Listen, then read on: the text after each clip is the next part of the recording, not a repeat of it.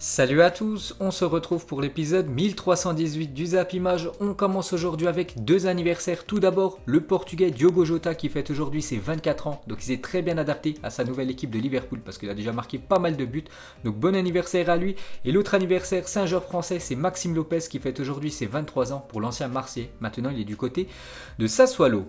Ensuite, on ouvre la page Europa League. On commence avec l'équipe de Lille qui recevait l'équipe de Prague. Donc l'aventure continue pour Lille parce que Lille s'est imposé 2-1 hier contre l'équipe de Prague. Et Lille s'est fait très peur dans ce match. Donc déjà, on peut voir les stats du match. Plus de 60% de possession de balles pour les Lillois. Plus de 22 tirs contre 4 seulement pour l'équipe de Prague. Un tir cadré pour Prague. Et c'est eux qui ont ouvert le score. En plus, ils jouaient avec un joueur en moins parce qu'ils ont pris un carton rouge. Donc tir cadré pour Lille, 9.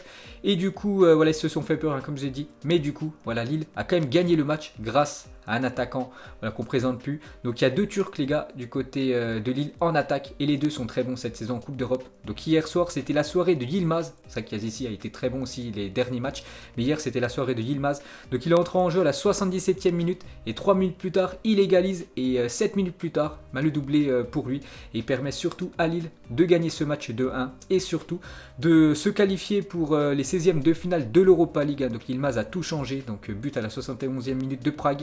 Et l'entrée en jeu de Yilmaz a complètement changé la donne. Donc Lille peut remercier l'attaquant turc. Donc on continue avec lui. Donc Yilmaz, quel recrue. Le turc est impliqué sur 11 buts depuis son arrivée. Donc 15 matchs, 8 buts et 3 passes D pour lui cette saison. Donc des très belles stats pour lui. La même chose pour Yazici aussi. Très belles stats pour l'autre turc cette saison. Donc officiel, le LOSC est qualifié pour les 16e de finale de l'Europa League. Ils se sont fait peur parce que quand ils étaient menés 1-0, ils étaient provisoirement éliminés de l'Europa League. Pourtant ils n'avaient pas perdu un match cette saison. Ils avaient quand même obtenu une victoire 3-0 du côté de l'AC Milan. C'est pour gagner 3-0 du côté de San Siro et se faire éliminer de l'Europa League. Ça aurait été cruel pour les Lillois. Mais du coup c'est officiel. Ils verront bien les 16e de finale. On peut voir le bilan du LOSC en Europa League. Donc 5 matchs, 3 victoires, 2 matchs nuls, 12 buts inscrits, 5 buts encaissés. Une très belle campagne européenne pour l'équipe de Lille. On continue avec eux, donc ils mettent fin à cette mauvaise série qu'ils avaient actuellement. N'oubliez pas que Lille, les 14 derniers matchs à domicile en Coupe d'Europe, c'était 0 victoire. C'était 7 défaites, 7 matchs nuls, 0 victoire. Hier, ils ont gagné. Donc le LOSC a gagné son premier match de Coupe d'Europe à domicile depuis le 29 août 2012. Le LOSC dépasse par la même occasion la barre des 10 points en phase de groupe d'une Coupe d'Europe pour la première fois de son histoire. Donc voilà, une très belle stat pour les Lillois.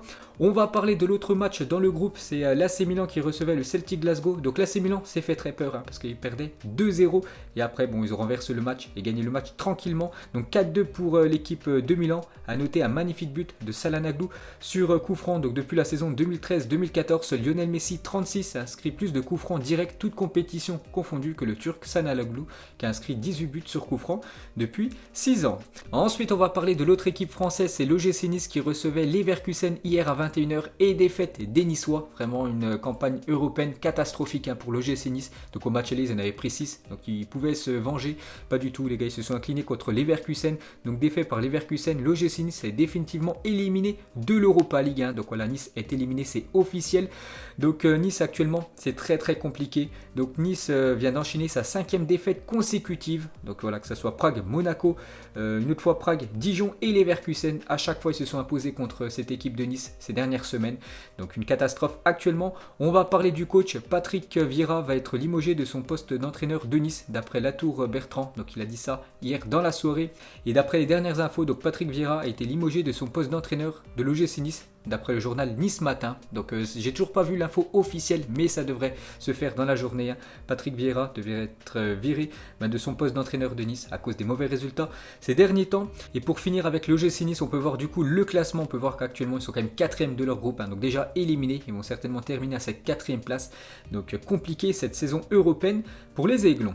Ensuite, on va parler de l'AS Roma qui recevait les Young Bones de Berne hier et victoire de l'équipe italienne 3-1. Donc la Roma s'impose et se qualifie pour les 16e de finale. Donc à noter Borja Mayoral qui a inscrit son 4e but sous les couleurs de l'AS Roma en 10 matchs pour l'ancien joueur du Real Madrid. On va parler de Mertens avec le maillot du Napoli, donc buteur hier, Mertens avec son équipe de Naples. Donc son équipe a fait un partout, donc en tout 335 matchs, 130 buts et 54 passes décisives. Donc félicitations à lui. On va parler de Tottenham qui se déplaçait du côté de Linz ASK et score final 3 partout entre ces deux équipes. Et sinon on peut voir les autres principaux résultats de la soirée. Donc à noter la belle victoire de Arsenal 4-1 contre contre Rapid Vienne, la belle victoire du Benfica qui se qualifie aussi, victoire 4-0 des Portugais ou le match nul de la Real Sociedad de partout.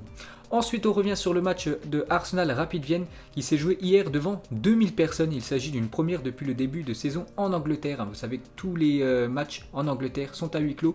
Et hier, c'est la première fois sur le territoire anglais qu'il y avait des spectateurs. 2000 personnes pouvaient venir du côté de l'Emirates Stadium. Donc voilà une petite info avec le public qui commence à revenir dans les stades. Ça, c'est une très bonne nouvelle pour le football. Et il n'a pas fallu longtemps à ce fan d'Arsenal pour exprimer clairement ses sentiments à propos d'Ozil. Vous savez que le joueur allemand est écarté du groupe de l'équipe de Arsenal. Donc il a amené sa pancarte hier du côté de l'Emirates Stadium. Il a marqué ramener Mesut, bien sûr, le réintégrer dans le groupe. Ensuite, on peut voir sinon tous les autres résultats de la soirée d'Europa League hier, parce qu'il y avait beaucoup de matchs, donc je vous laisse découvrir tous les résultats des matchs à 18h et cette fois-ci les résultats de la deuxième partie, les matchs à 21h. On peut voir qu'il y a déjà pas mal d'équipes qui sont officiellement qualifiées pour les 16e de finale, donc en grosse équipe, par exemple Leicester, Tottenham, Arsenal, l'AS Roma, le Benfica, Leverkusen, Lille ou même le PSV Eindhoven verront les 16e de finale de l'Europa League. Cette fois-ci, on va parler de la Ligue des Champions. Regardez l'équipe type de cette semaine. Donc à noter deux joueurs français, donc Giroud, plutôt logique, il a inscrit un quadruplé cette semaine, et Dimitri Payet avec son doublé, il est dans l'équipe de la semaine de cette Ligue des Champions. A noter aussi la présence de Neymar avec son doublé contre l'équipe de Manchester United. Cette fois-ci, regardez les 4 nommés pour le titre de joueur de la semaine en LDC, donc Giroud, KVC, Lukaku ou Berisha. Donc normalement, ça devrait être bien sûr l'attaquant français Giroud avec son quadruplé inscrit en Espagne. Ensuite, on va faire le bilan des clubs français cette semaine en Coupe d'Europe. Un bilan, on peut dire potable par rapport à des semaines où par exemple il y avait seulement une victoire. Donc cette semaine il y a eu quand même 3 victoires des clubs français. Donc Lille, le PSG et l'équipe de Marseille. Donc 2 défaites, donc Nice et l'équipe de Rennes. Donc un bilan on va dire moyen. Mais bon, c'est quand même mieux que les semaines précédentes. On continue avec la Coupe d'Europe. Donc beaucoup de changements dans le ranking UEFA après cette journée de LDC et d'Europa League. Donc City dépasse l'Atlético et Séville perd une place. Beaucoup d'équipes stagnent comme le PSG, Liverpool ou Arsenal. Donc toujours l'équipe en tête, c'est l'équipe du Bayern avec plus de 125 000 points. Donc c'est les points comptabilisés sur les 5 dernières saisons de Coupe d'Europe. Donc en deuxième position, le Barça, troisième position, la Juventus, quatrième position, le Real Madrid qui perd 2 places. Le Real Madrid qui était deuxième, maintenant il se retrouve à la 4e position à cause bien sûr de la défaite cette semaine. Ensuite, toujours avec la Coupe d'Europe, regardez le classement des clubs avec le plus grand nombre de matchs gagnés en Ligue des Champions. Et en première position, c'est le Real Madrid qui a quand même remporté 13 fois cette compétition, qui est la LDC. 262 matchs remportés par le Real Madrid dans son histoire en Ligue des Champions. Deuxième, le Bayern, 205. Troisième, le Barça, 185. On peut voir aucune équipe française dans ce top 8. Ensuite, on va parler du FC Barcelone a obtenu et transformé un penalty à chacun de ses 5 premiers matchs de Ligue des Champions cette saison. Une première pour un club dans l'histoire de la compétition. Donc voilà, sur les 5 premières journées de Ligue des Champions, à chaque fois ils ont obtenu un penalty transformé. Et c'est la première fois que c'est arrivé dans l'histoire de la LDC. Ensuite, cette fois-ci, on va parler du Bayern qui est invaincu à l'extérieur en Ligue des Champions depuis plus de 3 ans. Ça fait 3 ans que l'équipe du Bayern en Ligue des Champions à l'extérieur ne se sont pas inclinés. C'est incroyable comme cette série pour les Allemands. On va parler cette fois-ci du Paris Saint-Germain est devenu avant-hier l'équipe française à avoir gagné le plus de matchs en Ligue des Champions. Donc les Parisiens comptabilisent 66 victoires en LDC. Donc voilà, on avait vu le podium juste avant bien sûr, avec le Real Madrid à 262 victoires. Donc le PSG, eux, sont à 66 victoires. Ensuite, une déclaration de McTominay, un milieu de l'équipe de Manchester, qui a affronté l'équipe du Paris Saint-Germain avant-hier. Donc il est encore en travers la gorge, cette défaite. Il a dit: le PSG ne joue pas correctement au football, leurs joueurs tombent trop facilement et chaque fois que quelqu'un les touche, ils tombent trop facilement. Vous pouvez le voir, ce n'est pas du football. Donc elle est un petit peu mauvaise contre l'équipe du Paris Saint-Germain, bien sûr après la défaite de son équipe. On continue avec la Coupe d'Europe et on va parler d'une nouvelle Coupe d'Europe qui va être créée très prochainement. Donc l'UEFA annonce la création de l'UEFA Europa Conférence équivalent à la C4. Donc bien sûr il y a la Ligue des Champions en premier, l'Europa League en deuxième et cette compétition, donc l'Europa Conférence. Donc à partir de la saison 2021-2022, 184 équipes y participeront et le vainqueur se qualifiera pour l'Europa League. Donc voilà une nouvelle compétition, donc on va dire c'est l'Europa League en mode Wish. Ensuite on va parler de la grosse info de la journée. Donc ça fait la une aujourd'hui du journal de l'équipe Donc Neymar fait son mercato, donc la star brésilienne a semé le trouble en déclarant mercredi soir après la victoire du PSG contre Manchester vouloir jouer la saison prochaine aux côtés de Léo Messi. Donc ça fait la une de pas mal de journaux européens, dont le journal L'Équipe.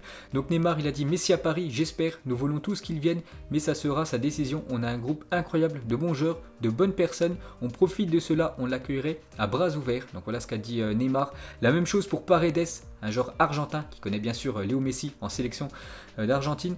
Et lui aussi serait content de l'arrivée de Lionel Messi du côté du Paris Saint-Germain. Il a dit nous voulons tous qu'il vienne au PSG, mais ça sera sa décision. On l'accueillerait à bras ouverts. Donc voilà, tous les joueurs du PSG sont pour l'arrivée de Léo Messi.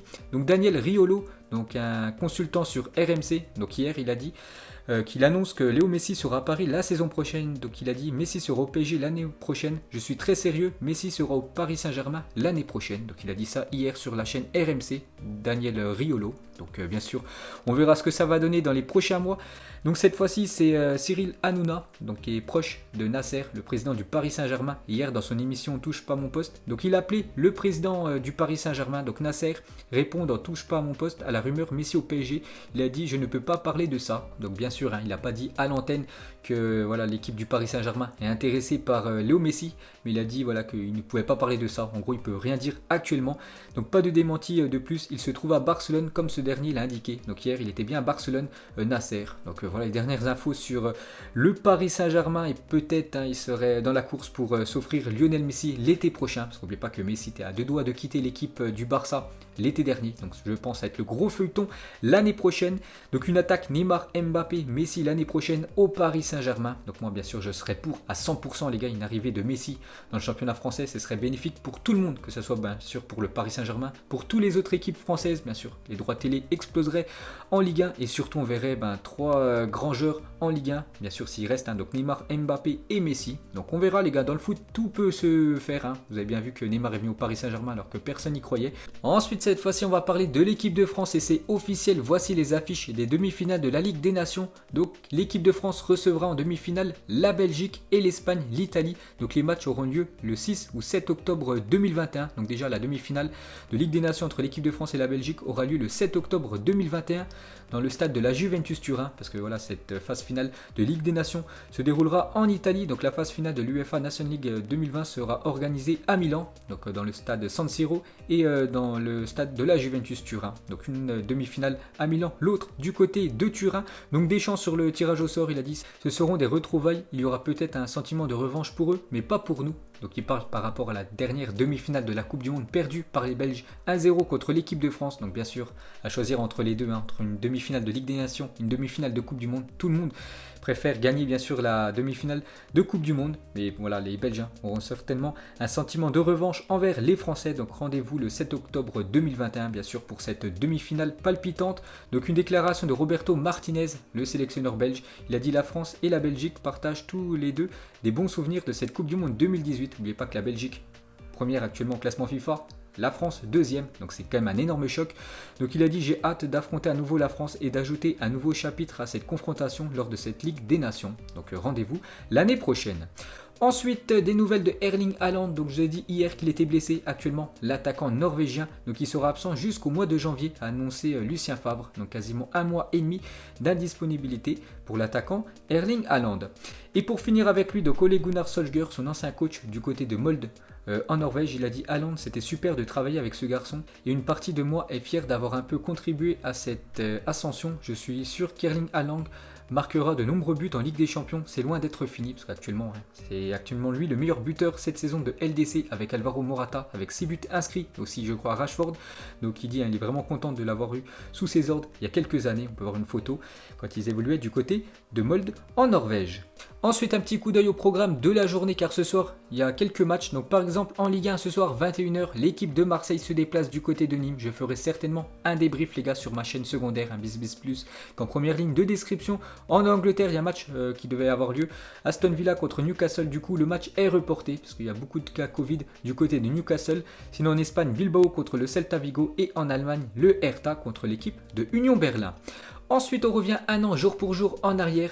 et c'était un grand moment pour Léo Messi parce qu'il remportait le 6e ballon d'or de sa carrière. Lionel Messi, c'était il y a un an jour pour jour, donc il devançait Virgil van Dijk qui avait terminé en 2e position. Donc une petite info sur Léo Messi.